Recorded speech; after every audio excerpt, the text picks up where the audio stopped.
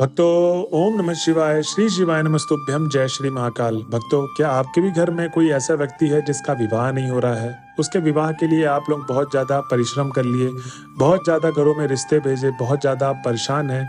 आपको बस दिन ब दिन यही टेंशन और चिंता जताई रहती है कि आपके घर के उस व्यक्ति का जो विवाह हो नहीं रहा है, उसका विवाह होगा कब? होगा भी कि नहीं होगा?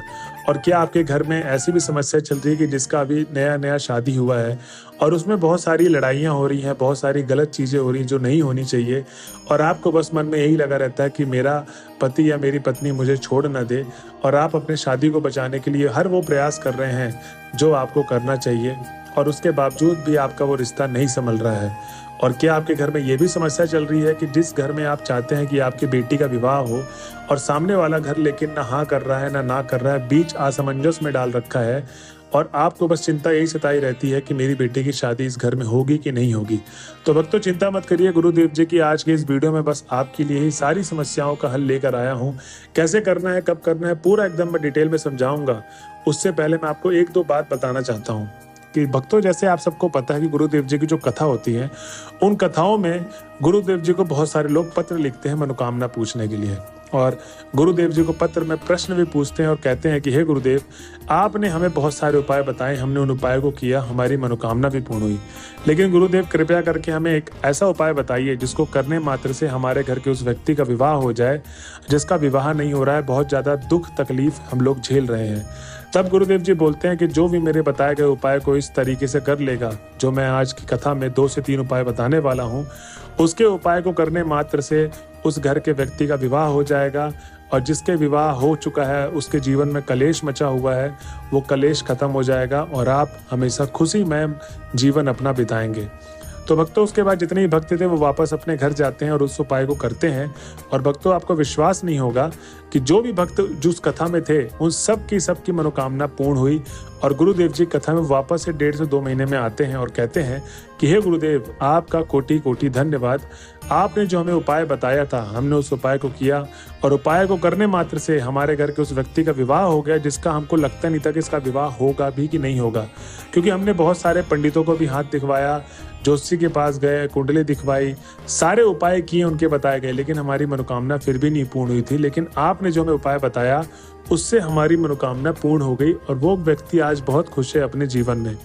तो भक्तों, अब आप भी सोच रहे होंगे कि आखिर गुरुदेव जी ने ऐसा उनको कौन सा उपाय बता दिया जिसको करने मात्र से उस घर के व्यक्ति का विवाह हो गया जिसका कोई पता ही नहीं था कि इसका विवाह होगा कि नहीं होगा। तो भक्तों, चिंता मत करिए, आज की ये जो वीडियो है विवाह से रिलेटेड, जो विवाह की समस्याएं हैं, वो आपके लिए ही लेकर आया हूँ। कैसे करना है, कब करना है, पूरा एकदम डिटेल में समझाऊंगा। बस मेरी आपसे यही आग्रह है कि जो भी आप वीडियो में उपाय सुन रहे हैं उसको आप किसी भी जगह पे लिख लें। जी हाँ भक्तों, ऐसा मैं क्यों कह रहा हूँ, क्योंकि गुरुदेव जी के पास ऐसे बहुत से लोग आते हैं जो कहते हैं कि गुरुदेव, हमारी मनोकामना नहीं पूर्ण होती है, हम उपाय बताइए, हम करें क्या?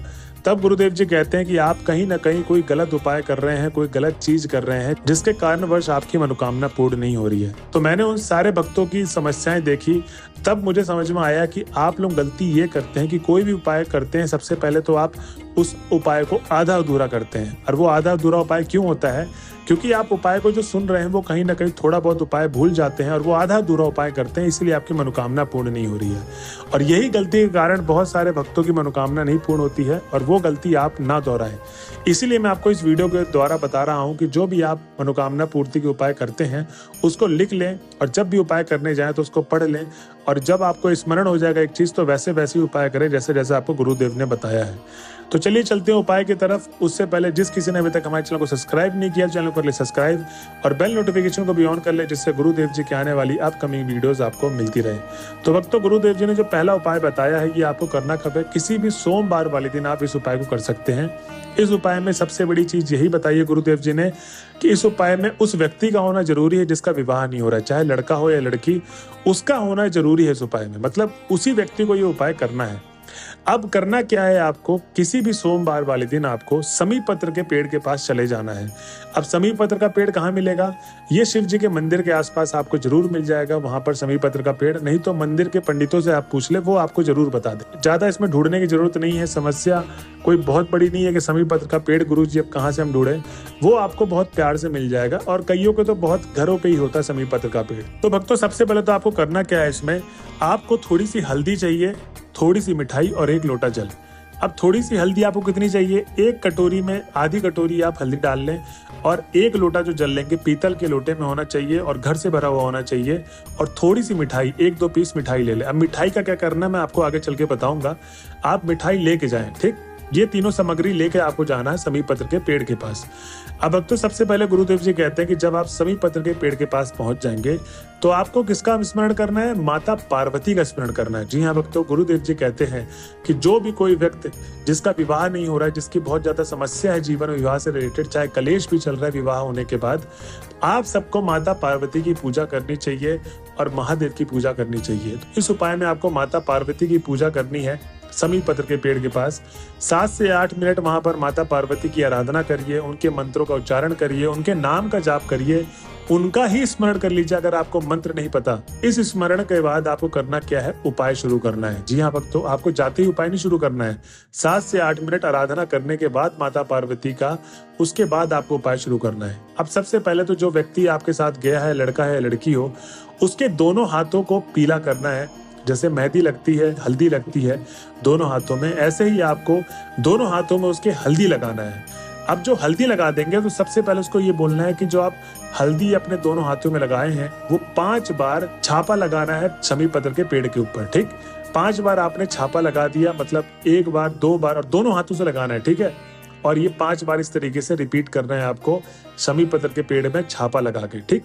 अब जब आप छापा लगा देंगे तो उस व्यक्ति को बोलना है जो 1 लोटा जो जल लेकर गए थे वो समी पत्र के पेड़ के जड़ में अर्पित करें। कहां पर? समी पत्र के पेड़ में। अब जब आप 1 लोटा जल जब आप अर्पित कर रहे होंगे तो माता पार्वती का स्मरण करते करते आपके जीवन में विवाह से रिलेटेड, चाहे जिसका विवाह हो गया है, जिसका विवाह नहीं हो रहा है, जो भी समस्याएं चल रही हैं शादी के जीवन से रिलेटेड, वो आपको समस्या बोलनी है माता पार्वती को, और आपको अपनी मनोकामना बोल देनी है, जो आप मनोकामना है आपकी विवाह से रिलेटेड, ठीक?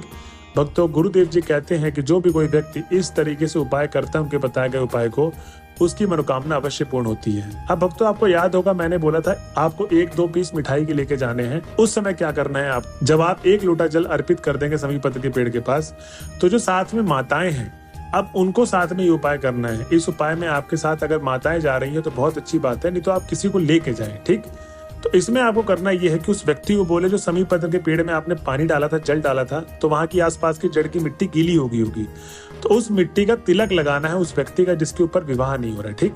माता पार्वती का आपको आशीर्वाद लेना है, और उसके बाद जो भी मिठाई लेकर गए थे आप, 1 मिठाई का पीस उसको खिला दे जिस व्यक्ति का विवाह नहीं हो रहा है, और आपको घर की तरफ आ जाना है। भक्तों, जो भी भक्त इस तरीके से इस उपाय को करता है उसकी मनोकामना अवश्य पूर्ण होती है। और उसके बाद भक्तों जो दूसरा उपाय बताते हैं गुरुदेव जी, जिसमें बहुत सारी माताएं ये भी पूछती कि हे गुरुदेव, हमारे साथ अगर वो व्यक्ति रहता ही नहीं है, ना रहती है, वो बाहर जॉब करती है, पढ़ाई करती है, तो हम क्या करें? गुरुदेव जी ने दूसरा उपाय, इस उपाय को करना कब है? किसी भी रविवार वाले दिन करना है, ठीक? अब रविवार वाले दिन आपको उपाय में चाहिए क्या क्या, ये देख लें। 1 बेलपत्र की डंडी, 1 काली मिर्च और 1 लोटा जल। अब जो 1 बेलपत्र की डंडी और 1 लोटा जल और 1 काली मिर्च लिए थे वो सीधा लेके चले जाएं महादेव के मंदिर पे, ठीक? अब जब आप महादेव के मंदिर में पहुंच जाएंगे तो आपको माता पार्वती का और भोले बाबा का दोनों का स्मरण करना है मनी मन, और आपको बेलपत्र की डंडी, उत्तर दिशा में खड़े हो जाएं आप, और बेलपत्र की डंडी शिवलिंग, जैसे आप उत्तर दिशा की तरफ खड़े हैं तो जहां पर आपका शिवलिंग का जो सामने फेस दिख रहा है उसके जस्ट अपोजिट साइड में पिछले वाले भाग में 1 बेलपत्र की डंडी और 1 जो काली मिर्च लेकर गए थे उसको रख दें।